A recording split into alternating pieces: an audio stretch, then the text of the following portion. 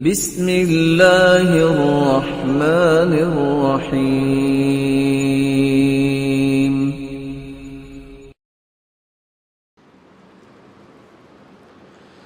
اگر آپ چاہتے ہیں جس طرح دنیا کے اندر کہ میرا ڈیرا ہر وقت قائم رہے، اگر آپ دین کے لیے مرجع بننا چاہتے ہیں تو آپ کو علم سکھانا ہے اپنی اولاد کو۔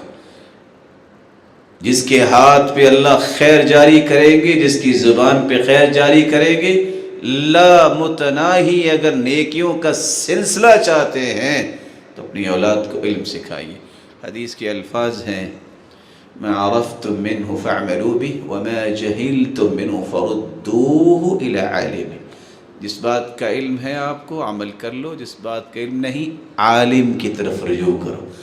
مرجع الخلائق، اگر اولاد کو بنانا چاہتے ہو علم سکھاؤ۔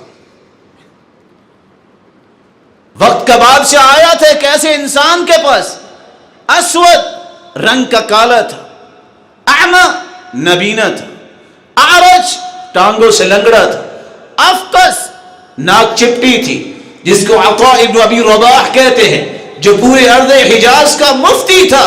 بادشاہ نے سوال کیا، جواب دیا، کسی اور نے سوال کیا، متوجہ ہو گیا۔ بادشاہ بیٹوں سے کہتا ہے، لا تنیہ فی العلم، یہ علم سیکھو۔ دیکھو کالے غلام نبینے اور لنگڑے غلام کے سامنے مجھے ذلیل ہونا پڑا ہے، اس لیے کہ میرے پاس علم نہیں۔ مسجد کے دروازے پہ دو شہزادے جھگڑ رہے، ایک کہتا ہے میں جوتی اٹھاؤں گا، ایک کہتا ہے میں اٹھاؤں گا۔ ارے کیا ہو گیا، کیوں جھگڑ رہے ہو؟ پتہ چلا یہ بادشاہ کے دونوں بیٹے ہیں، اپنے استاد فرا کی جوتی اٹھانے کو سعادت سمجھ رہے ہیں۔ ایک کہتا ہے یہ سعادت مجھے چاہیے، دوسرا کہتا ہے یہ سعادت مجھے چاہیے۔ دور سے بادشاہ دوڑتا ہوا آیا، لوگوں پیچھے ہٹ جاؤ۔ کیا ہوا؟ معاویہ الضریر محدث وضو کرنے لگا ہے اور بادشاہ کی خواہش ہے کہ یہ وضو میں کروا کے سعادت حاصل کروں۔ اصل بادشاہی علم سے ملتی ہے، اصل بادشاہی علم سے ملتی ہے۔ قوم کو مایوسیوں سے نکالنا ہے، ایک ہی راستہ ہے، صحیح علم اور عمل۔